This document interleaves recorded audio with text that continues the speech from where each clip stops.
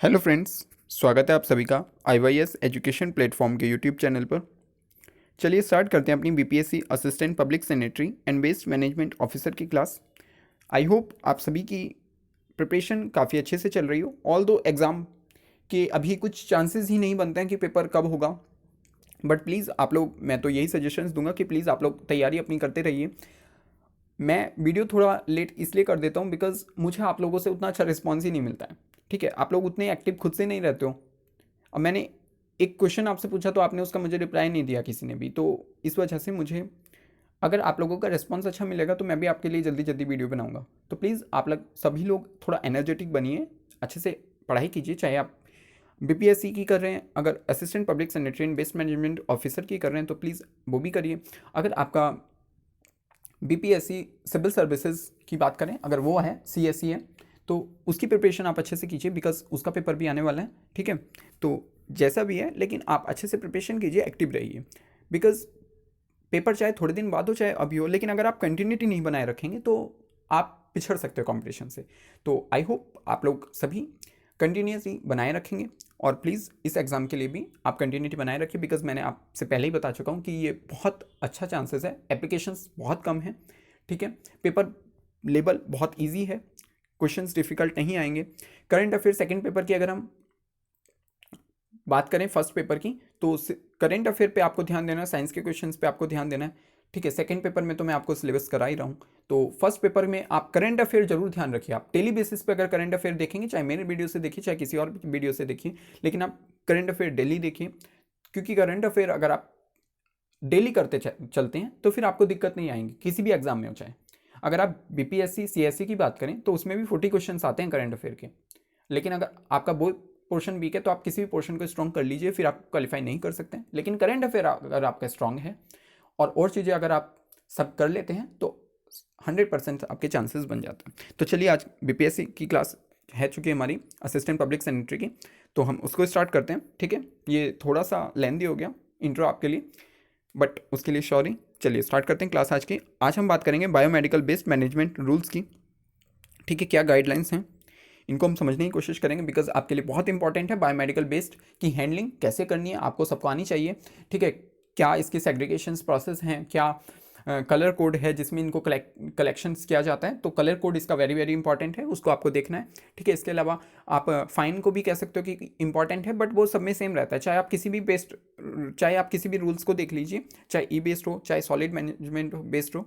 ठीक है, किसी का भी हो, हर किसी में पेनल्टी सेम रखी गई है। ठीक है, चलिए आज की क्लास स्टार्ट करते हैं। हम लोग आज डिस्कस करने वाले हैं बायोमेडिकल बेस्ड मैनेजमेंट रूल्स 2016 को। ओके, अगर मैं सबसे पहले बात करूं, मैंने आप लोगों से आज ये पूछा था कि ये जो सिंबल आप देख रहे हो ये किस चीज़ का है। ओके, तो ये बायोमेडिकल बेस्ड में जहाँ पे भी आपके लिए कुछ बायोमेडिकल हो या हजार्डियस सा हो ना, तो जब उसको कलेक्ट किया जाता है, स्टोर किया जाता है, या वो कहीं भी रखा हो तो उसके लिए ये मार्किंग की जाती है। ठीक है, ये सिंबल है, आप इसको पहचान लीजिए।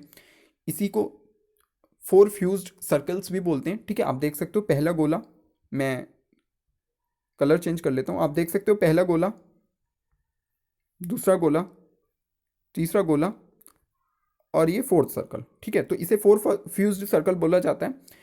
ठीक है, ये एक दूसरे में फ्यूज्ड हैं एक तरीके से, 4 सर्कल। और ये एग्ज़ाम में मैंने किस एग्ज़ाम में देखा था, ये एक केरला का एग्ज़ाम था, वहाँ पे एक म्यूनसिपल कॉर्पोरेशन का एग्ज़ाम हुआ था, तो वहाँ पे एक क्वेश्चन पूछा गया है कि 4 फ्यूज सर्कल्स जो हैं वो आपके 4 फ्यूज सर्कल्स सिंबल जो है वो किस बेस्ड मैनेजमेंट से रिलेटेड है। ठीक है, तो आपको सिंपल सा इसका आंसर देना था। अगर आप वहाँ पे हजार्डियस आ जाता है तो हजार्डियस भी लगा सकते हो, अदरवाइज बायोमेडिकल बेस्ड की कैटेगरी में आप इसको रख सकते हो। ओके, आई होप ये चीज़ आपको क्लियर हो गई होगी। चलिए नेक्स्ट मूव करते हैं। सिंबल आप जरूर याद रखिए। ठीक है, अब अगर हम बात करें बायोमेडिकल बेस्ड कि बायोमेडिकल बेस्ड आपका कहाँ कहाँ से जनरेट हो सकता है, तो अस्पतालों से जनरेट हो सकता है, क्लिनिक्स से जनरेट हो सकता है, नर्सिंग होम से जनरेट हो सकता है, डिस्पेंसरी, ब्लड बैंक्स, पैथोलॉजिकल प्रयोगशाला से, लैब से, यानी कि उत्पन्न जैविक कचरा इत्यादि। कितना खतरनाक हो सकता है इस कचरे का अनाधिकृत एवं अव्यवस्थित निपटान रोकने के लिए बायोमेडिकल बेस्ड मैनेजमेंट रूल्स 2006 को लाया गया था। ठीक है, इनको रिवाइज किया गया था, पहले से ही रूल्स थे, तो वो सबसे पहले ये भी इंपॉर्टेंट है कि पहले रूल्स कौन से थे। ठीक है, तो उसके बाद कब इनको रिवाइज किया गया, वो सारी चीज़ें आपके लिए इंपॉर्टेंट है। तो स्टेप बाय स्टेप हम सारी चीज़ें डिस्कस कर लेंगे, डोंट वरी, आपको पैनिक होने की जरूरत नहीं है। इसके अलावा सबसे इंपॉर्टेंट बात, आपको इस चीज़ को बहुत ध्यान रखना है कि Bihar state pollution control board इस सब चीज़ को रेगुलेट करता है। ठीक है, आपके स्टेट में जो भी एक्टिविटीज़ हो रही हैं बेस्ट मैनेजमेंट से रिलेटेड, चाहे वो बायोमेडिकल बेस्ड हो, चाहे ई बेस्ड हो, चाहे कंस्ट्रक्शन एंड डिमोलिशंस बेस्ड हो यानी कि C&D बेस्ड हो, ठीक है, इसके अलावा हजार्डस हो, कोई भी बेस्ड हो, इसके अलावा इन्वायरमेंटल के डिग्रेडेशन अगर हो रही है, तो वो सारी चीज़ें आपका कौन मॉनिटर करता है, तो Bihar state pollution control board, हर स्टेट का अपना पोल्यूशन कंट्रोल बोर्ड होता है, वही इसको रेगुलेट करता है, मॉनिटर करता है, और वही इसको इसके लिए नए कुछ अगर प्रोग्राम्स लॉन्च करने, इनिशिएट करने हैं, तो वो सारी चीज़ें किसके पास, हाँ, अंडर में होती हैं, Bihar state pollution control board. हर स्टेट का अपने एक स्टेट पोल्यूशन कंट्रोल बोर्ड होता है।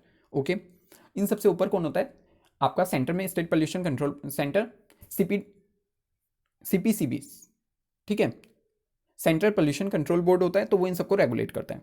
ओके, अगर आपको इसका एड्रेस ना पता हो तो एक बार आप इसका एड्रेस देख लीजिए, आपको शायद ध्यान आ जाए कि अच्छा हाँ, यहाँ पे एक बिल्डिंग है।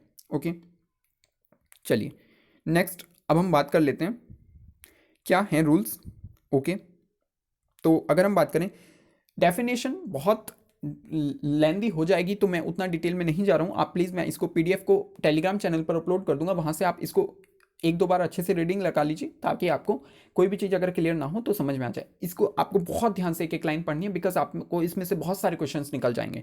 ठीक है, तो प्लीज़ आप इसकी एक एक लाइन को बहुत अच्छे से पढ़िए। मैं वीडियो की PDF आज ही अपलोड कर देता हूँ चैनल पर, मैं because solid based management rules की भी वीडियो अपलोड, PDF अपलोड मैंने अभी तक नहीं कर पाया हूँ, तो मैं आज ही वीडियो दोनों की PDF अपलोड कर दूंगा।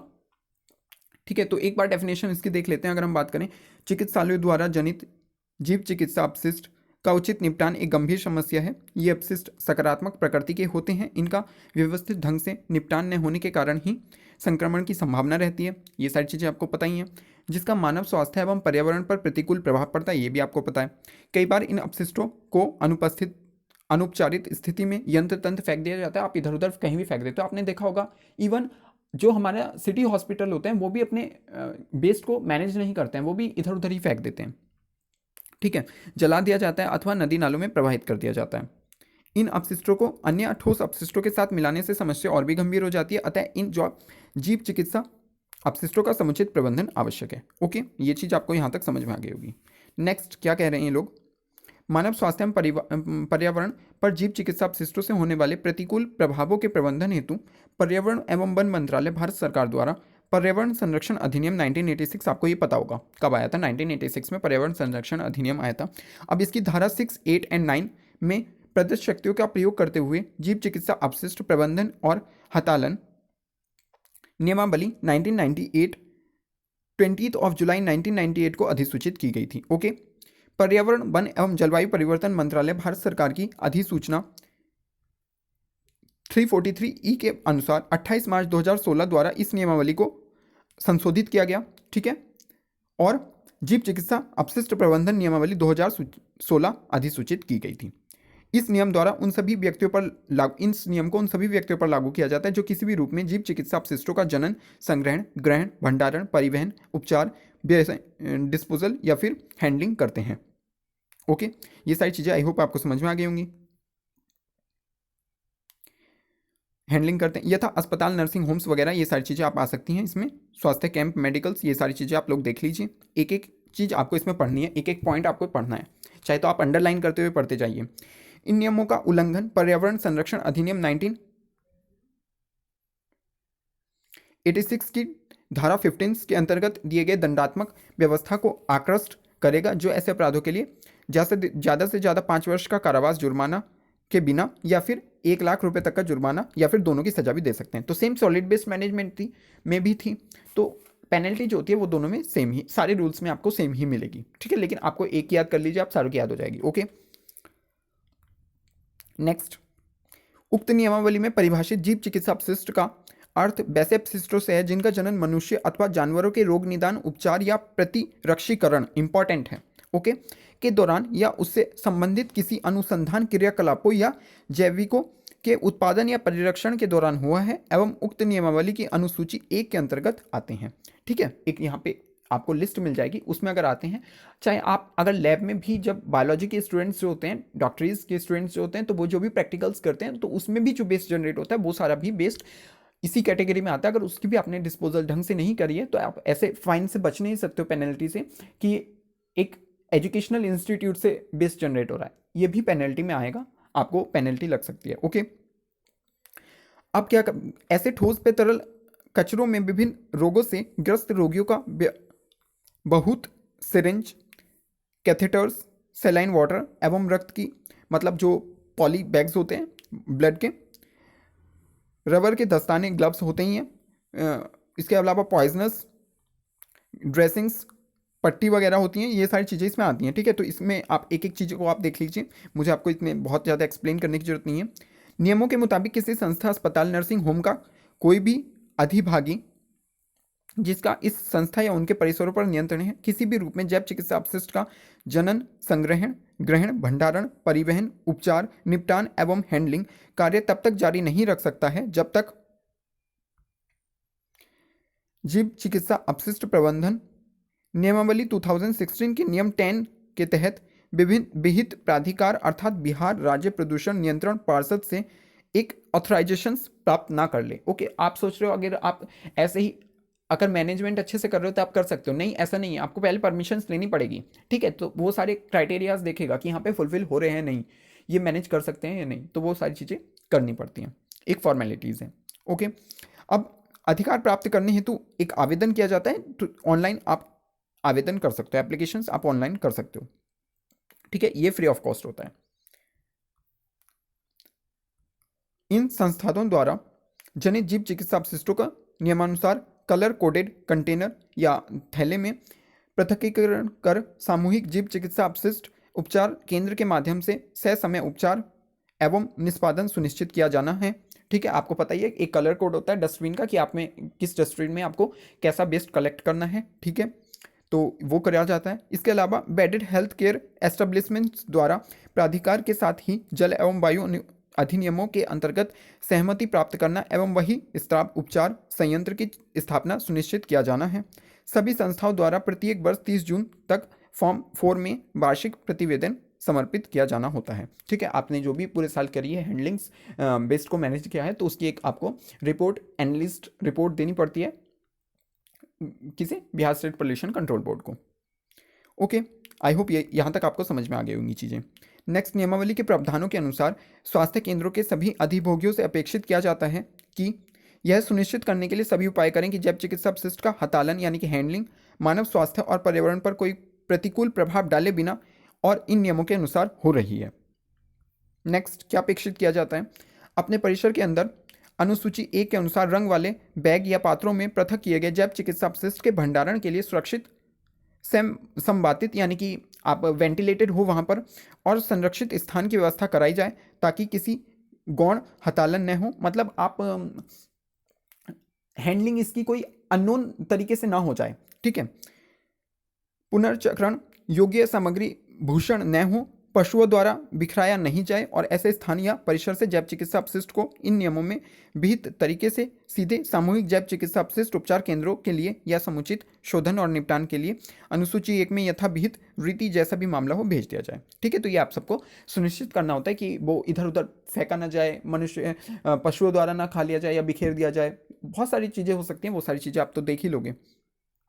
मुझे जो टेक्निकल पॉइंट्स हैं वो मैं आपको इसके समझा दूंगा। ठीक है, या फिर कोई डिफिकल्ट लैंग्वेज है तो मैं आपको वो समझा दूंगा। ठीक है, विश्व स्वास्थ्य संगठन यानी कि WHO या राष्ट्रीय एड्स नियंत्रण संगठन के मार्गदर्शन सिद्धांतों के अनुसार प्रयोगशाला अपशिष्ट, माइक्रोबियल अपशिष्ट, रक्त के नमूनों, रक्त की थैलियों का विसंक्रमण अथवा जीवाणुनाशन के जरिए स्थल पर पूर्व शोधन किया जाए और उसके बाद अंतिम निपटान के लिए सामूहिक जैव चिकित्सा अपशिष्ट उपचार केंद्रों में भेज दिया जाए। ठीक है, तो इसकी जो माइक्रोबियल प्रॉपर्टीज़ हैं तो उनके थ्रू आप इसको एंटीबैक्टीरियल बना लीजिए। अगर आप में वहाँ पे कीटाणु रहित नहीं करेंगे तो ज़्यादा चांसेस हैं डिसइंफेक्शंस के, इन्फेक्शंस के, तो इस वजह से आपको वहाँ पे डिसइंफेक्शंस करने होते हैं। आपने देखा होगा कि डिसइंफेक्शंस के लिए आप बहुत सारी चीज़ें यूज़ कर सकते हो, चाहे आप यूवी लाइट को यूज़ कर सकते हो, वो करा जाता है। इवन आप आज के टाइम पर तो सैनिटाइजर आप सबके लिए कॉमन ही है, तो सैनिटाइजर भी यूज़ किया जाता है। तो वो सारी चीज़ें डिसइंफेक्शन के लिए यूज़ की जाती हैं, उनको करना ऐसी बाउंडेशंस हैं रूल में। नेक्स्ट, क्लोरीनेटेड प्लास्टिक की थैलियाँ, रस्तानों और रक्त की थैलियों का उपयोग बंद किया जाए। जैव चिकित्सा अपशिष्ट से भिन्न अन्य ठोस अपशिष्टों का निपटान सुसंगत और समय समय पर यथा संशोधित विधियों के अधीन बनाए गए अब संबंधित अपशिष्ट प्रबंधन नियमों के उपबंधों अनुसार होना चाहिए। इसके अलावा उपचारित जैव चिकित्सा अपशिष्ट को नगरीय ठोस अपशिष्ट के साथ नहीं दिया जाए।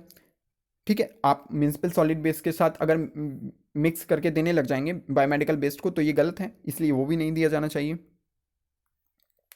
नेक्स्ट क्या कह रही हैं, जब चिकित्सा अपशिष्ट के हैंडलिंग में अंतर्वलित कर्मकारों और अन्यों के स्वास्थ्य की देखभाल के लिए उन्हें भर्ती करने के समय और उनके बाद कम से कम वर्ष में एक बार प्रशिक्षण दिया जाए। ठीक है, ट्रेनिंग दिया जाए। जो भी आप हैंडलिंग करते हैं वहाँ पे एम्प्लॉयज़ जो लगे हुए हैं उनको एटलीस्ट प्रॉपर नॉलेज तो होनी चाहिए ना। मैंने आपको प्रॉब्लम सबसे पहले बताई थी कि सैनिटरी या वेस्ट को जो भी मैनेज करते हैं, हमारे यहाँ पे प्रॉब्लम ये है वेस्ट मैनेजमेंट की, कि वो नॉलेज नहीं है उनको कि कैसे वेस्ट को मैनेज करना है। अदरवाइज वेस्ट से वेल्थ क्रिएट हो सकती है। लेकिन चूंकि हमारे यहाँ पर वेस्ट को समझते हैं कि ये तो अनपढ़ का काम है, कोई भी कर सकता है। लेकिन आज हमें इसमें टेक्निकल और प्रेफरेंशियल जो भी प्रोफेशनल हैं उनकी ज़रूरत है हमें। ओके, तो इसलिए इनको एक ट्रेन कोर्स मिलना चाहिए पहले, तभी इनको प्रशिक्षण के बाद ही इनको वहाँ पर तैनात किया जाए हैंडलिंग के लिए। प्रतिरक्षण नीति अथवा स्वास्थ्य और परिवार कल्याण मंत्रालय द्वारा समय समय पर जारी मार्गदर्शक सिद्धांतों के अनुरूप यथाविहित रीति से हेपेटाइटिस बी और टिटनेस सहित अन्य रोगों से जैव चिकित्सा अपशिष्ट से हैंडलिंग में अंतर्वलित स्वास्थ्य देखभाल कर्मकारों या अन्यों को बचाने के लिए टीके भी दिए जाने चाहिए। तो ये सारी चीज़ें कॉमन हैं, आप सब इनको वैसे भी लगा सकते हो, लेकिन एक बार आप पढ़ लोगे तो आपके लिए बेटर रहेगा, इसलिए आप एक बार प्लीज़ पढ़ लीजिए इनको। परिसर या स्थान से बाहर भेजे जाने वाले जैव चिकित्सा अपशिष्ट अंतर्विष्ट वाले बैग या आधानों के लिए बार कोड प्रणाली की स्थापना सुनिश्चित की जानी चाहिए।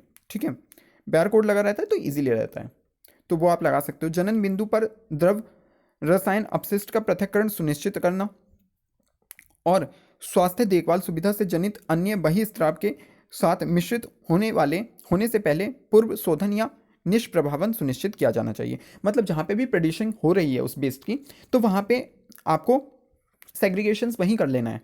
इसके अलावा जो भी एफ्लुएंट्स निकल रहा है तो उसकी भी प्रॉपर मैनेजमेंट आपको करनी है। एफ्लुएंट क्या होता है, जो भी बहकर निकलता है ना उस मटेरियल से, या फिर जो भी आप जिसको रोक ना पा रहे हो, ठीक है, तो वो जो निकलने लगता है बह के, तो उसको हम स्पेशली बोलते हैं एफ्लुएंट्स। ओके, ये पॉइंट भी हो चुका है। इसके अलावा जल प्रदूषण निवारण और नियंत्रण अधिनियम 1974, ये आप याद रख लीजिए। जल प्रदूषण अधिनियम जो है तो वो 1974 है। अगर वायु प्रदूषण की बात करें, मैं यहीं पे वायु प्रदूषण का भी आपको नोटिस करा देता हूँ। वायु प्रदूषण की अगर हम बात करें तो वायु प्रदूषण का है हमारा 1981। ओके, अगर वायु एयर पोल्यूशन की बात करें तो वो कब है, 1981। ये सारी चीज़ें आप याद रखिए। वीडियो आपके लिए इसलिए यूज़फुल होगी बिकॉज हर चीज़ में यहाँ पे पीडीएफ में आपको नहीं मिल सकती है, बट अगर आप वीडियो देख लेंगे तो आपको कुछ एक्स्ट्रा चीज़ें भी नॉलेज पता चल जाती है। तो प्लीज़ आप लोग वीडियो देख लिया करिए, उतनी भी बोरिंग नहीं होती है वीडियो, आई थिंक। इसके अलावा आप मुझे कमेंट सेक्शन में बता सकते हो, अगर बोरिंग होती है वीडियो तो मैं थोड़ी सी कोशिश करूँगा कि आपके लिए थोड़ी सी इंटरेस्टिंग भी बनाई जाए वीडियो। ओके, नेक्स्ट देखते हैं। जल प्रबंधन रूल मैं आपको बता ही चुका हूँ। समुचित और पर्याप्त व्यक्तिगत संरक्षण, हतालन हैंडलिंग वगैरह हो रही है। जैव चिकित्सा अपशिष्ट के हतालन में अंतर्वलित अपने सभी स्वास्थ्य देखभाल कर्मकारों और अन्य की भर्ती करते समय वर्ष में कम से कम एक बार जांच आयोजित किया जाना चाहिए। इसके अलावा सेम जनित जैव चिकित्सा अपशिष्ट की श्रेणी रंग कोड के अनुसार अनुसूची 1 में दिया गया है, तो उसके अनुसार ही किया जाना चाहिए। मासिक रिकॉर्ड प्रदर्शित किए जाने चाहिए। जैव चिकित्सा अपशिष्ट के हतालन के लिए यानी कि हैंडलिंग के लिए अग्नि संकट, विस्फोटक जैसी दुर्घटना सहित विभिन्न दुर्घटनाओं की उपचारात्मक कार्रवाई की सूचना प्रारूप में प्राधिकारी को और साथ ही वार्षिक रिपोर्ट भी दी जानी चाहिए। वार्षिक रिपोर्ट अपनी वेबसाइट पर उपलब्ध करा दी जानी चाहिए। तो ये सारे वही नियम हैं। यदि किसी सुविधा का प्रचारात्मक निर्धारित समय के अंदर या सहमत समय के अनुसार जैव चिकित्सा अपशिष्ट का संग्रहण नहीं करता तो तत्काल विहित प्राधिकारी को सूचित किया जाना चाहिए। ठीक है, तो ये सारी चीज़ें वही हैं। अब हम इसकी टेबल 1 देख लेते हैं क्योंकि उसकी बहुत चर्चा हो रही है। ओके, तो भस्मीकरण, हाइड्रो या ऑटोक्लोविंग आदि के प्रचालन का समस्त रिकॉर्ड 5 वर्ष तक सुरक्षित रखा जाना चाहिए। ये भी इंपॉर्टेंट है। ओके, अब चूंकि बात हो रही है अनुसूची 1 की, तो अनुसूची 1 को हम डिस्कस कर लेते हैं। इसमें दिया गया आपका कलर कोड कि किस कलर के बॉक्स में आपको क्या कलेक्ट करना है। ठीक है, अगर हम बात करें सबसे पहले, तो एक बॉक्स होता है येलो कलर का। मैं आपको जल्दी से बॉक्स दिखा देता हूँ कि किन किन कलर के कितने बॉक्स होते हैं। दूसरा बॉक्स होता है हमारा रेड कलर का। तीसरा बॉक्स होता है हमारा ट्रांसपेरेंट, इसको आप सफ़ेद कलर भी बोल सकते हो या फिर ट्रांसपेरेंट। और लास्ट बॉक्स होता है हमारा नीले कलर का। ओके, तो ये सारी चीज़ें आई होप आपको समझ में आ गई होंगी। अब हम ऊपर चल लेते हैं, अपने एक एक इनको डिस्कस कर लेते हैं, yellow, red, transparent and blue box को। ओके,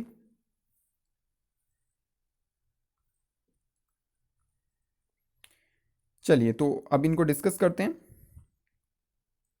सबसे पहले अगर बात करें येलो बॉक्स की, तो इसमें मानवीय शारीरिक अपशिष्ट आते हैं। ठीक है, मानवीय टिश्यूज़ आप कह सकते हो इनको, जो भी आपको पता होगा ना ऑपरेशंस वगैरह में, जैसे कुछ चीज़ इंसान की काट के इधर रख देते हैं ना तो वेस्ट में, तो वो सारी चीज़ें इसी में आती हैं। आपके टिश्यूज़ हो सकते हैं अंग, शरीर के अवयव, जीवन क्षम अवधि से कम के भ्रूण, मतलब भ्रूण आप यूरेटस बोल सकते हो। ठीक है, आपको अगर भ्रूण समझ में नहीं आ रहा होगा तो आप यूरेटस बोल सकते हो। ठीक है, अल्प विकसित। ओके, अब ये पीले रंग के गैर क्लोरीनेटेड प्लास्टिक थैलियों में इनको कवर किया जाता है, उसके बाद इनको बॉक्स में फेंकना होता है। अब इसका उपचार क्या किया जाता है? भस्मन यानी कि इंसिनरेशन, या फिर प्लाज्मा पायरोलिसिस, या फिर आप इसको गड्ढा खोद के गहरे में दबा दीजिए। ठीक है, इस तरीके से इसकी प्रॉपर डिस्पोजिंग की जाती है। नेक्स्ट, येलो बॉक्स में ही है पशु शारीरिक अपशिष्ट। पशु चिकित्सालय से निकलने वाले या फिर महाविद्यालयों में जो भी लैब्स वगैरह में प्रैक्टिकल्स में यूज